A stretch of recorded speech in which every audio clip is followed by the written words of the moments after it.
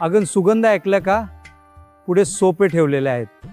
आपण ना पुढच्या सीटवर बसूया. हो चला. आपली मुलगी किती सुंदर दिसते ना. हो, आज आयुष्य सार्थक झालं.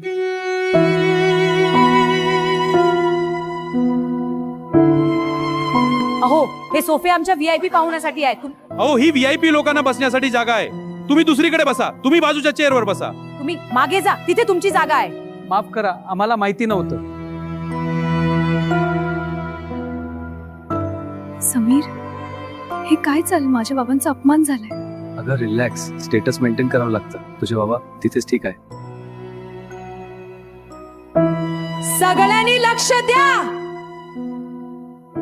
इथे काही लोकांना वाटते की ते खूप मोठे आहेत आणि माझ्या बाबांना काहीच किंमत नाही. ते गरीब दिसतात म्हणून. त्यांना तुम्ही लायकी नाही म्हणून मागे पाठवलं. त्या माणसाने या लग्नासाठी 40 लाख रुपये खर्च केले. हा रिसॉर्ट, हे जेवण, हा सगळा थाट माझ्या बापाच्या घामाच्या पैशातून उभा आहे. स्वराली, काय नाटक चाललंय? माई खाली ठेव. तुझी इज्जत, जरा माझा बापाचा मान नाही तो माझा नवरा होण्याचा लायकीचा नाही. स्वरांजली, तोंड सांभाळून बोल. तुला याचे परिणाम भोगावे लागतील. तू अति बोलली. प्रत्येक मुलीच्या बापाचा ते कर्तव्य असतं. तुम्ही खर्च केला म्हणून नवल नाही केलं. हे लग्न मी आत्ताच याच क्षणी मोडते. तुमच्यासारख्या गर्विष्ठ लोकांच्या सोबत संसार करण्यापेक्षा मी माझ्या आई वडिलांची सेवा करेल. हो, कर्तव्य प्रत्येक मुलीच्या बापाचं असतं, खरं आहे. पण त्यालाही मान सन्मान असतो. पण तुम्ही भिकारी, तुम्हाला त्याची जाणीव नाही. तुम्हाला वाटते की तुम्ही खूप उच्च दर्जाचे लोक आहात आणि माझे बाबा भिकारी आहेत. तुम्ही माझ्या बाबांना या पहिल्या रांगेतून उठून मागे पाठवलं कारण त्यांची लायकी नाहीये. तर आता सर्वांनी कान उघडे ठेवू नये का? जो 5 स्टार रिसॉर्ट आहे, जे तुमच्या 200 लोकांचं पंचपक्वान्न वाढले आहेत आणि ज्या VIP सोफ्यावर तुम्ही तुमच्या माज घेऊन बसलात, त्या सगळ्याचे 40 लाख रुपये माझे याच गरीब बापाने भरले आहेत. तुम्ही मुलावाले म्हणून 1 रुपयाचाही खर्च केला नाहीये. बस काय बोलतेस?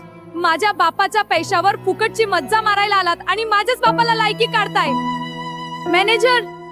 मॅनेजर बोला मॅम. बुकिंग कुणाच्या नावावर आहे?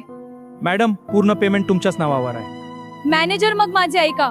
हे लोक आता माझे पाहुणे नाहीत. सिक्युरिटी, यांना तुम्ही आताच्या आता हॉलच्या बाहेर काढा.